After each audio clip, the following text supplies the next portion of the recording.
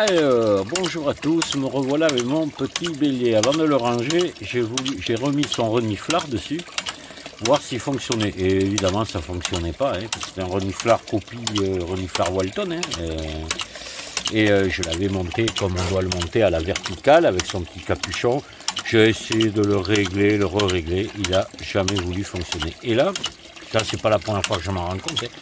En le mettant comme ça sur le côté, en enlevant le capuchon, en le mettant sur le côté, et en l'inclinant légèrement vers le bas, à peine incliné vers le bas, et bien là, voilà, je rentre de l'air dans la cloche, même beaucoup, peut-être beaucoup trop. Là, il y a un trou de 0,6 dans le gicleur là, du reniflard, il fait 0,6. Mais là, ça fonctionne, hein, voilà. Il n'y a que comme ça moi, que j'arrive à les faire fonctionner.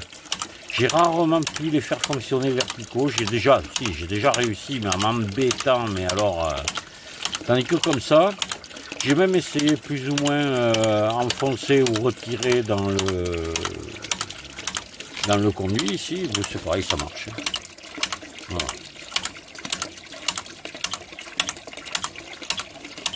C'est pour ça que Thierry Dugère, hein, c'est pour ceux qui ont vu la vidéo, il s'est beaucoup embêté avec ça et je lui ai fait mettre le reniflard comme ça, enlever le capuchon et le mettre sur le côté légèrement incliné vers le bas et ça fonctionne.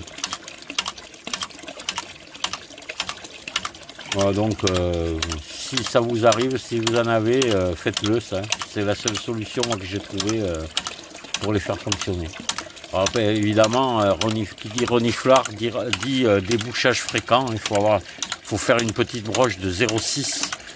Moi, je l'ai fait en inox avec du fil à souder de MIG. Voilà, et je les affûte un petit peu au bout et puis ça passe pile dedans et je nettoie. Comme il faut nettoyer de temps en temps, comme ça, peut-être toutes les semaines, tous les 15 jours.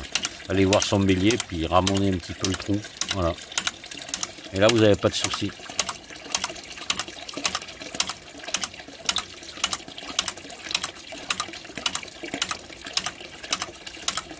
Mais là, il rentre beaucoup, quoi. Je vais le laisser tourner pour voir ce qui va se passer quand ça va arriver en bas. Mais il va avoir, normalement, il doit avoir le hockey, quoi. C'est ce qui se passe à chaque fois. Hein. Comme je dis, sauter une marche, quoi. C'est la bulle d'air qui passe dans le tuyau de refoulement. Voilà. Je vais le laisser tourner là pendant. Voilà. Il est tard, mais bon. Pas grave. Puis un de ces jours je vous montrerai un autre système de reniflard, vous verrez. Donc j'en ai déjà parlé de ça.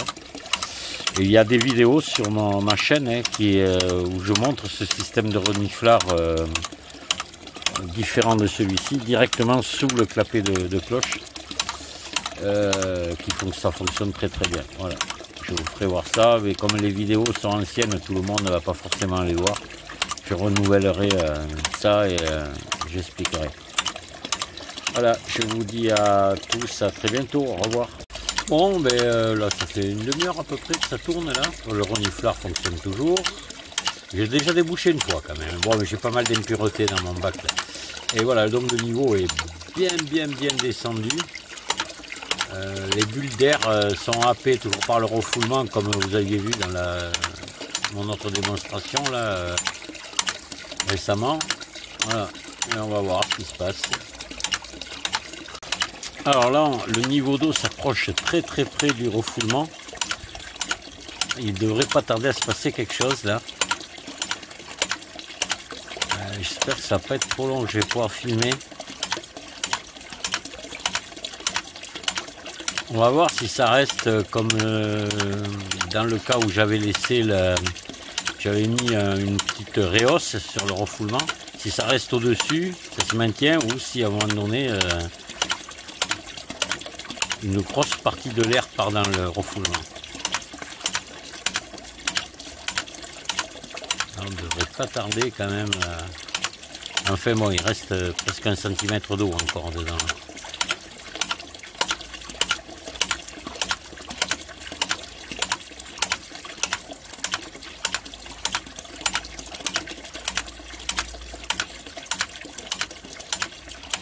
Là c'est pareil, c'est que la plupart des bulles d'air partent dans le refoulement. Donc ça fait un peu ce qui se produisait sur l'autre bélier, c'est-à-dire que ça se régule.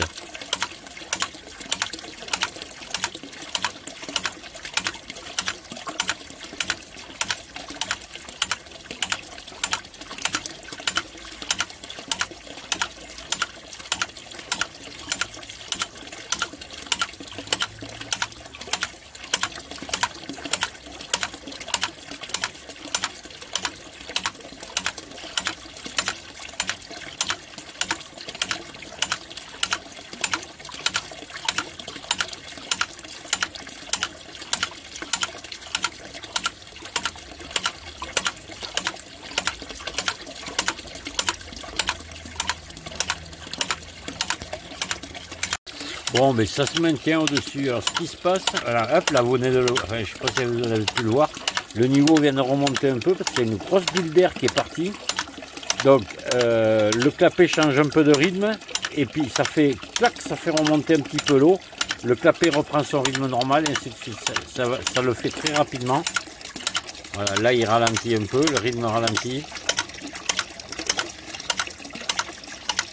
Et hop, là, vous allez voir le niveau. Hop, ça y est, le niveau est remonté, le clapet réaccélère. Alors ça se joue à 2-3 mm quoi. Mais ça se maintient au-dessus. Hein. On ne met pas la cloche complètement à sec. Voilà. Et hop, ça ralentit. Et hop, vous voyez, le niveau est remonté. C'est reparti à s'accélérer et voilà. Voilà. Le niveau est remonté de 3 mm environ. Et là, il va redescendre. Il y a de plus en plus de grosses bulles d'air. Le clapet ralentit. Et hop là, ça y est, c'est reparti. Le niveau remonte et le clapet accélère.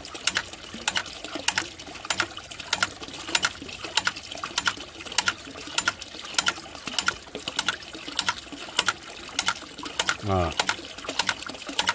Là, le cycle va recommencer. Dès qu'il y a beaucoup d'air, le clapet ralentit un petit peu. Et hop, ça remonte. Et voilà. Alors, je ne sais pas si c'est bien visible sur la vidéo, parce que moi je le vois bien. Mais ça se joue à tellement peu que... Donc ça se régule, vous voyez. C'est bien, hein, finalement. Alors c'est bien les reniflards, mais bon, il faut pas qu'ils se bouchent. Et puis après, il faut savoir qu'il y a une petite perte de rendement quand même. Enfin, on ne peut pas tout avoir. Hein. Voilà. Pratique parce qu'on n'a plus besoin de trop s'occuper de l'air à part si le renifleur est bouché par lui. Si vous avez une eau parfaitement propre, ça sera c'est bien, mais si c'est une eau un petit peu chargée en débris, bah, alors c'est marrant, il ralentit, puis hop, puis après, dès que le niveau d'eau remonte un peu, il réaccélère.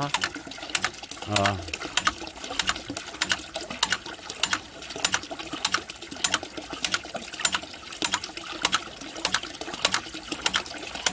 Hop, ça ralentit.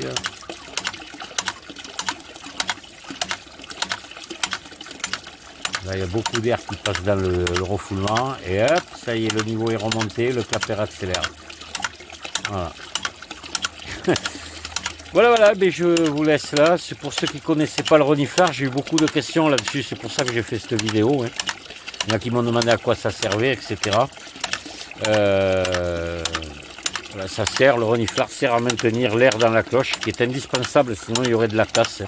Le bélier, en principe, s'arrête quand il n'y a plus d'air dans la cloche, mais pas toujours. Il peut continuer à fonctionner et là, il n'y a plus d'amortisseur.